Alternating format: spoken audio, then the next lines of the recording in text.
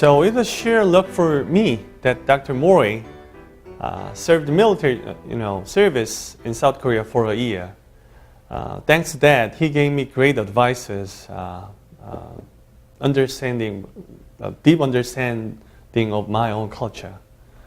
So he's one of the true prosthetic giants, and because of that, I asked him, when I was get trained by him in the US, I asked him how to be a prosthetic urologist like you do. And he told me back that, Sean, put all your chips on the table. It was one of the most honest answer or advice I have ever heard. So, and I believe that it comes from his own experiences as well.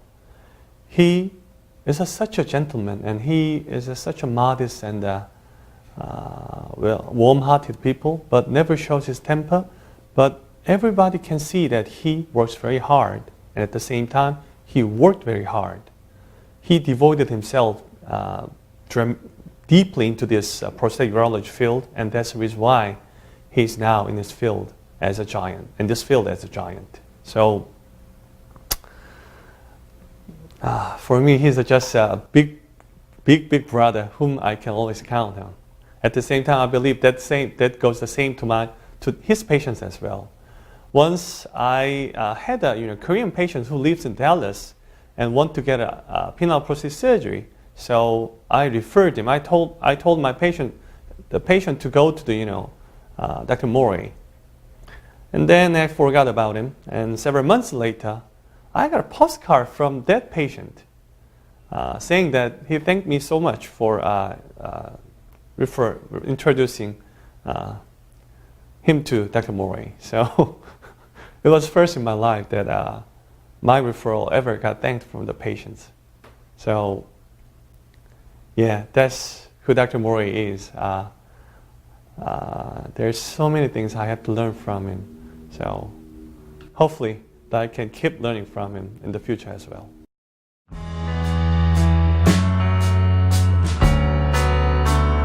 Well, men's health comprises many aspects, including the physical and the emotional health, and not only of just the patient, but you're talking about relationships. And when a man has problems with sexual function, it can affect his mood, it can affect his relationships, and really have a negative effect on his lifestyle. And so by addressing the nature of the problem, sometimes with surgery, this has the potential to really salvage the things that are important to the man's personal life. So these are some of my happiest patients who have been successfully treated in this very difficult area. Yeah, so training is very important to us, and we are a high-volume surgical center. But it's nice that when we do those surgeries, we do them in a way where the learners can take the messages and the skills along with them. And it's the old saying of if you hand somebody a fish, well, they won't be hungry that day. But if you teach them to fish, well, then they'll never be hungry. And so it's nice to see that the patients are going to receive excellent care based on the experiences that the trainees have with us. And we're really blessed to have outstanding trainees who are very eager to learn and very skilled. And so it's a very gratifying process to see young, talented people emerge into leaders in the field. Well, I just got a card 2 days ago from a patient who was so grateful that he was able to have normal, satisfying relations with his wife again after many years. And this is always touching to see the effect on the man's overall well-being. And so I think it is important. I think we're doing a better job of taking care of things like cholesterol, diabetes, or exercising. Heart disease, I think, is being managed more successfully over years. And so there is a longer lifespan in which the sexual issues can become problems. And so people, when they have a longer life, they want to have a more enriching life. So the sexual part, I think, is always a very satisfying area for the patients who receive the implant surgery. And many of them, many dozens, have told me, I wish I would have done this years ago. Well, I think there's a number of factors. Number one is that there may be a perception that it's not important, and specifically with surgery, that it may not be worthy of having a surgical procedure, which has risks. It sounds a little scary, sounds painful to the patients, when in fact, when you really explain the situation to the patients, it's a minor procedure and very safe.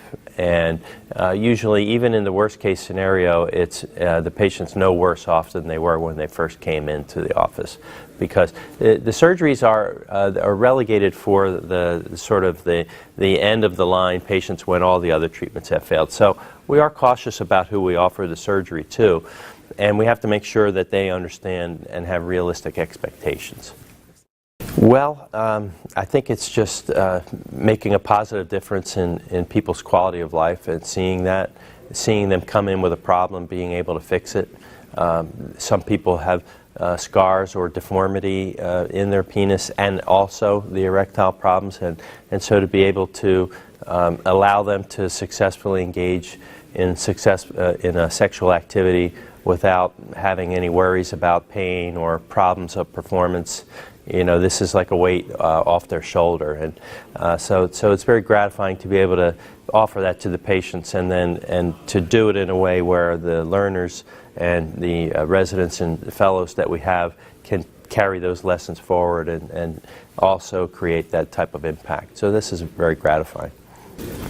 Well, you want to surround yourself with people who are interested and skilled, and so in a high volume surgical center like ours, we have the same scrub nurse working with us every day, and the same circulating nurse, so they know what we need when we need it. It makes the cases go faster, and your outcomes are going to be better. You have the right tools available for even the complex cases. You know what the tools are that are going to be required. Everybody's aware of it, and so it is truly a team approach, and so we have been blessed, you know, to have those types of people, and it is important in a high volume center like ours.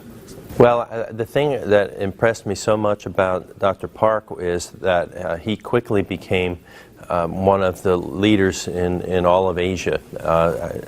I worked with him first about 5 years ago, and I knew that he possessed a good basic background of surgical experience, but he has become an expert in this field, and has risen meteorically to the top of the field.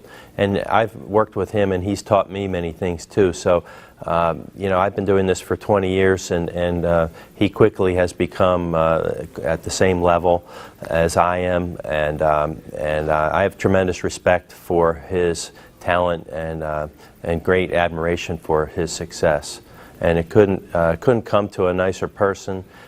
Couldn't be you know, better deserved by anybody. He cares deeply about his patients. He has outstanding surgical skills. I would welcome him as a partner in my own center in Dallas or anywhere, and I just can't say enough about him, both as a surgeon and as a person. Well, I should be asking him for advice, because he's become so successful so fast, and it's really it's impressive. So I think that my advice to him is just to maintain what he's doing, and continue to be an outstanding surgeon, outstanding physician, exactly like he is now. I don't see where else he can go in this field beyond where he is now. So I think the world of him, and have tremendous admiration for him.